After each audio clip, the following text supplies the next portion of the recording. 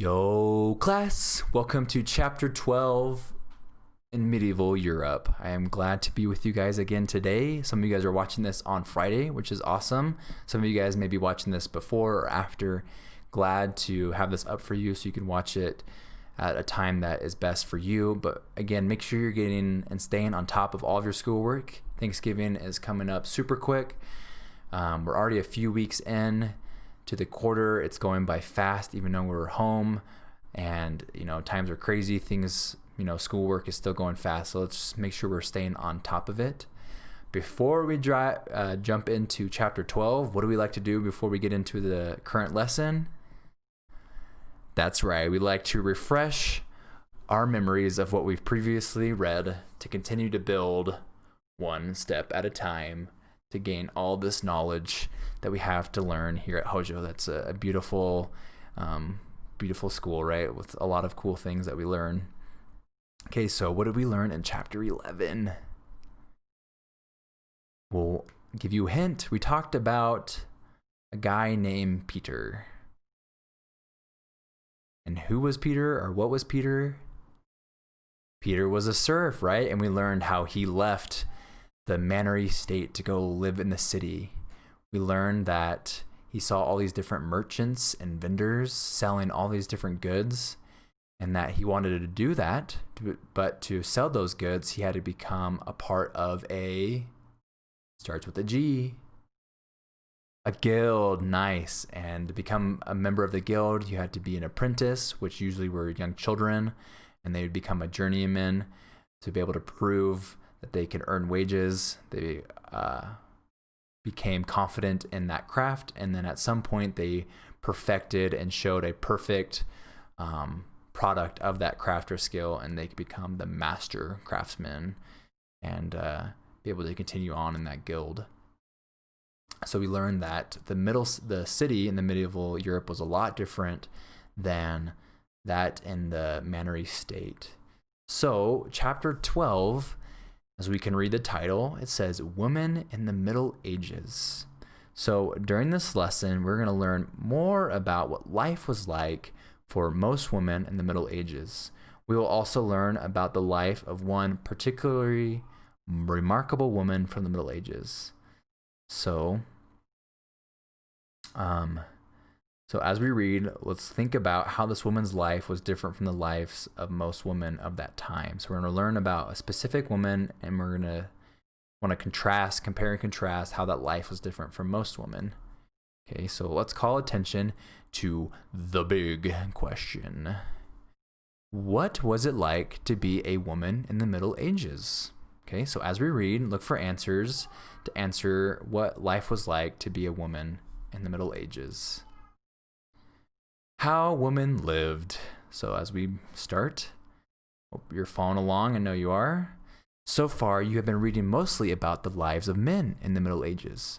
Unfortunately, there is less information about women in Europe during this time. However, there were some women whose lives were so extraordinary that they became famous. Most men and women at this time were peasants and serfs. Women had the same hard lives as their fathers, husbands, and brothers.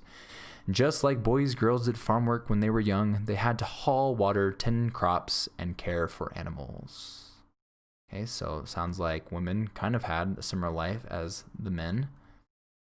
Here is a picture of a woman carrying a rabbit on the stick. So most women in the Middle Ages had the same hard lives that men had.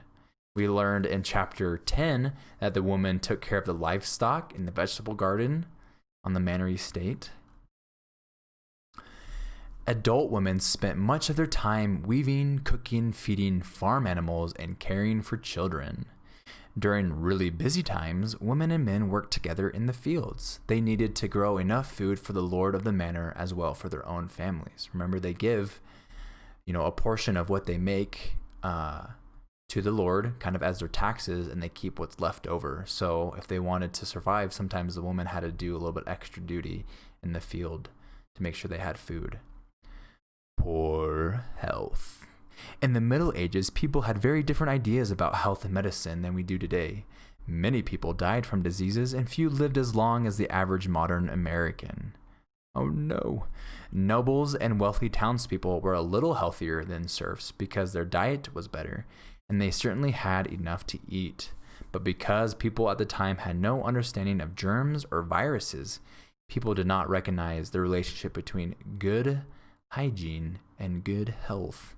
Hygiene, guys, I definitely believe we're learning a lot about hygiene during this COVID time, right? But let's read what its vocabulary definition says. Cleanliness. Okay, if you guys get that wrong, you're going to be docked 10 points, all right? I know that is the longest vocabulary definition you've seen, so you must get it word for word. As a result, natural occurrences such as giving birth could be dangerous. Women and their babies often died in childbirth. Now that is terrible and sad. I can't imagine losing my wife and my son. Not even gonna think about it. And even if they survived childbirth, many young children died of illness before they reached adulthood. So there was much sadness and tragedy in the lives of women in the Middle Ages. Yeah, sounds like it. Convent leaders. There weren't many career choices for women either. One possibility was to choose a religious life. Okay, so that's our next vocabulary word.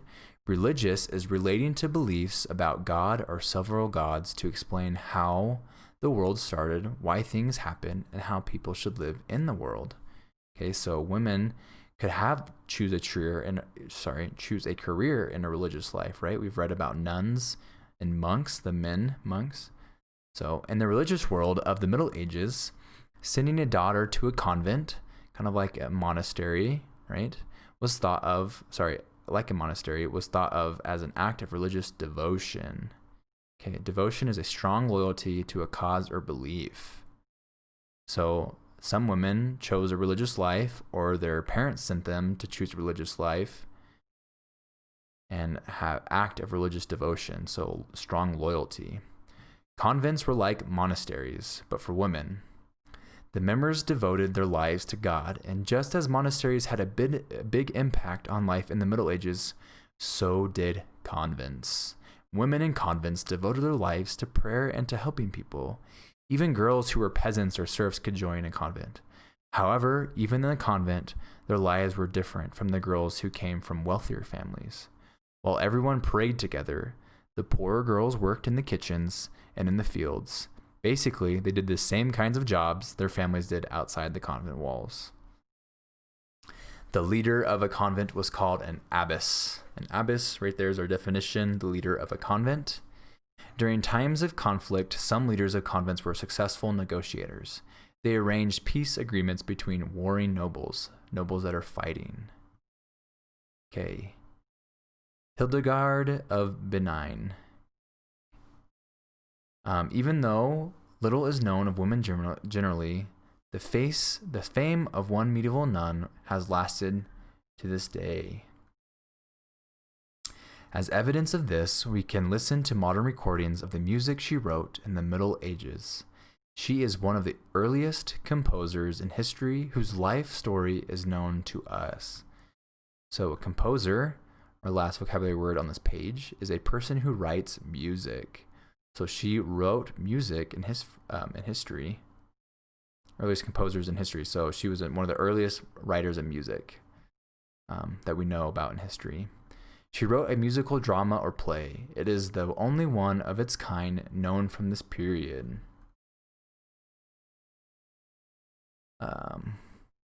Right. Hildegard of Bingen. Let me double check that really quick, guys. I want to make sure.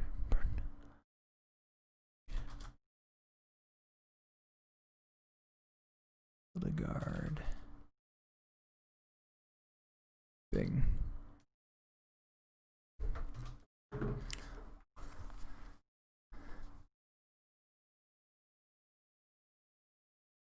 One second, I just want to, sorry to pause and do this on video. Thought I had this down, but. Hildegard Fondbingen. Hildegard of Bingen. Hildegard Fondbingen. Bingen, okay, so Hildegard, got that part right, of Bingen. was born in 1098 in Germany. She began having religious visions when she was a child. So a vision is an image in one's mind or imagination that others cannot see, right? So kind of like, they said, imagination. Maybe you have had a vision in your dream and it's kind of like come to pass, right? It's happened. So she began having visions when she was a child. She had these visions throughout her life. The visions were powerful and affected her greatly. In one vision, for example, she described how the heavens were open and a blinding light of exceptional brilliance flowed through her entire brain. When she was still quite young, her parents sent her to live with a famous holy woman who was to be her teacher. This woman's name was Jutta. Jutta taught Hildegard how to read and write. Hildegard also received her religious education from Jutta. Slowly, people began hearing about Hildegard and her remarkable visions. Her visions inspired her to write beautiful music, poems, plays, and books. Hildegard's work were admired by the people and by other religious and political leaders. Eventually, Hildegard started a new convent in the German town of Bingen. Some of Hildegard's visions right here, if you're looking at this caption and this picture, such as this one of the tree of life, were described and illustrated in books during her time. So the tree of life is a story from the Bible. Trade and learning. Okay, this is our last section, guys. So we're almost done. I know you guys are staying focused. Just about 3 more paragraphs, and we are all done, okay? Trade and learning. Although women had fewer options than men, it was possible for women to go into business with their husbands. And if their husbands died, they were allowed to continue to work. There were some women who managed to start up their own businesses. Though this was not typical, historians have found records of women who worked as brewers, those that are making beer, ale, glassmakers, weavers, and in other trades. One important development during the Middle Ages that sadly did not benefit women was the creation of universities. Yeah, I bet most of you guys probably know what a university is. We have one here in Gallup, but let's learn and look at the vocabulary definition. A school where advanced learning is taught.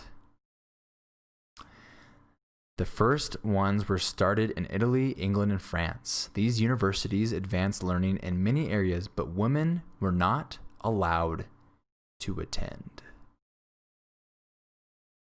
This made it impossible for women to be officially trained for careers in law or medicine. Women in convents, though, continued to learn and share knowledge. Certain convents train women to teach young children, and others train women to provide health care and help families. So here's a picture, and if we look at the caption, it says, "Only men could attend a university," as this image of life at the University of Paris in the Middle Ages reveals. All right, that is chapter 13. Okay, so before we close, I like to always refresh and remind you what the big question is. And it is, what was it like to be a woman in the Middle Ages? Okay, so what was their lives like? Did they have to work? Did they just hang out? Were they able to make career choices? Did they have a lot of power or influence? Okay, and then remember life with the majority of women during the Middle Ages and how it compared to Hildegard of Bingen. Okay, awesome. Remember to do your big question. Remember to do the chapter vocabulary. That is it. If you're watching this on Friday, I bet you had a great week. Make sure you are staying on top of everything, especially your math and literacy. Those should be your main focuses, and these ones we should be able to give you a good break between those. If you need a break from math and literacy, you can come watch one of these lessons. They shouldn't take as long, and they should be pretty quick. And I will see you guys in the next lesson.